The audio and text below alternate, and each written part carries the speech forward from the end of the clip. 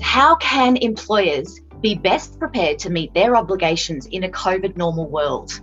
So we'll start with the business owner's perspective from Stephen Bell. Thanks, Inga. Well, I think the most important element for business leaders to demonstrate throughout this period, and especially as people return to work, is an understanding of what's expected of their organisation. That's from a health and safety point of view and the regulations that will surround people returning to work, working safely, but also working productively. Also, the whole idea that everybody's going to have views about returning to work, and leaders need to be objective. They need to demonstrate objectivity. And one of the biggest traps will be for leaders to express frustrations, to express controversial points of view that some people may agree with, but others may significantly disagree with for their own reasons. This is a time where leaders need to role model the right behaviours, follow the regulations, and ensure the welfare of their people. So from a compliance perspective, we'd like to hear from Costa, our Senior Workplace Relations Advisor and lawyer. Thank you very much, Inga. Look, I echo Stephen's views, and I agree from a overall perspective. Those are the type of issues that we need to look at. Ultimately, I think there's four key elements that need to be taken into account regarding the challenges that employers are faced with, and that is the industry that an employer is in. Obviously, different industries have got different requirements. You've got your professional type of environments, your clerical environments, and then you've got your environments where employees need to physically be in the workplace. So all of those will require different types of arrangements.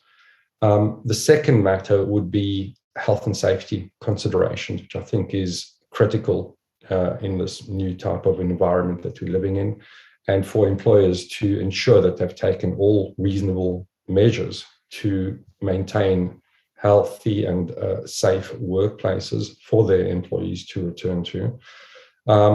Thirdly, the reasonableness of any directions to be vaccinated.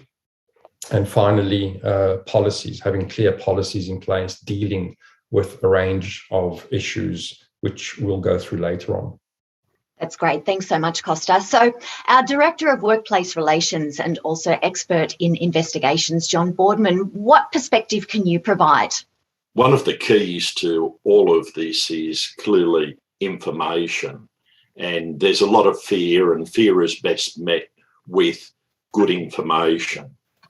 So there's going to be a whole lot of information recorded in newspapers. Governments are going to be putting information out. The employers are going to be putting stuff out. No doubt unions will put information out. But employers need to prepare by providing training to staff and reinforcing about workplace behaviour, how to handle grievances and complaints. There's a real danger, in my view, of employees harassing or bullying colleagues who have refused to be vaccinated, or perhaps refused to wear PPE or otherwise comply with what they've been asked to do. Now, having robust processes in place for dealing with conflict, including mediation and investigation of complaints, will be critical.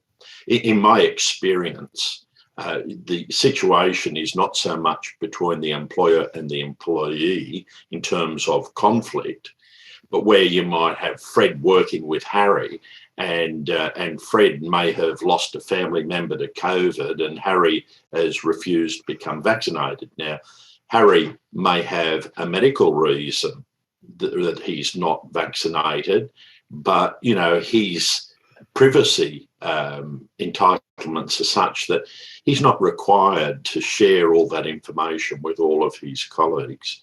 So an employer will need to make sure that there are key people in the workplace that they can raise their concerns with, And we saw early in the pandemic that people were being accosted at places like Bunnings, and over a period of time, people learnt to, in some regards, mind their own business. And if they wanted to raise it with the shopkeeper, then they could raise it with the shopkeeper. But I think it's that sort of settling down process where those processes, information, and a go-to person who's going to give them some sensible advice will prevent these sorts of blow-ups.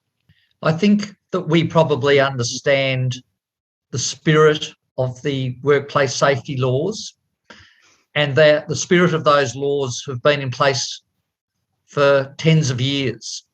But we probably don't at this stage quite understand how they will apply in a period of the tail end of a pandemic, when people are going to be returning to work with all different views, but also with all different status around such matters as vaccination.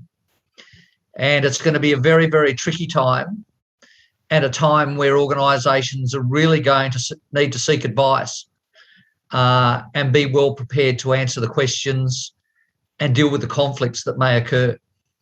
Thanks, Stephen. So we will now hear from Stephen Booker, a business and counselling psychologist, from the perspective of how can employers support their staff during this in this new COVID normal environment that we're going to be facing.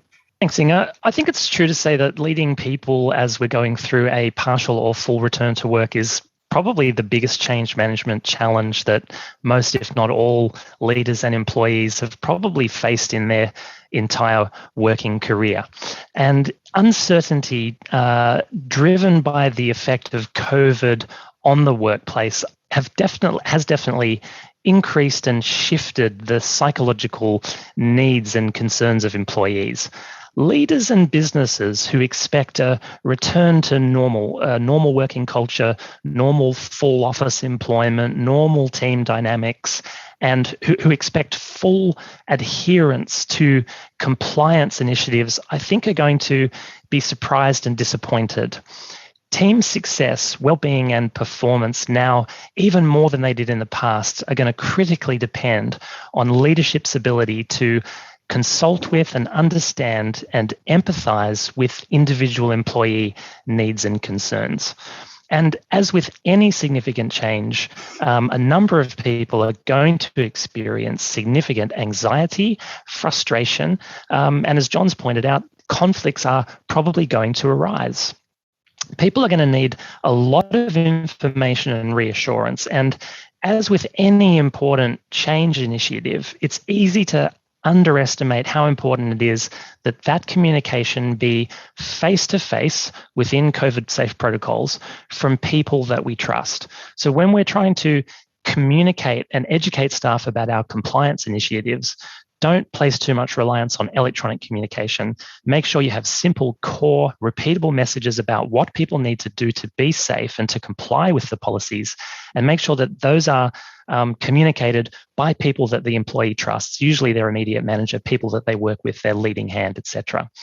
And finally, don't make the communication about what people need to do just one way. Don't make it just top down. As with any safety initiatives, have a consultative process where you're actually listening to employees' concerns and feeding back and showing them how the approach you're designing is going to take those concerns into account.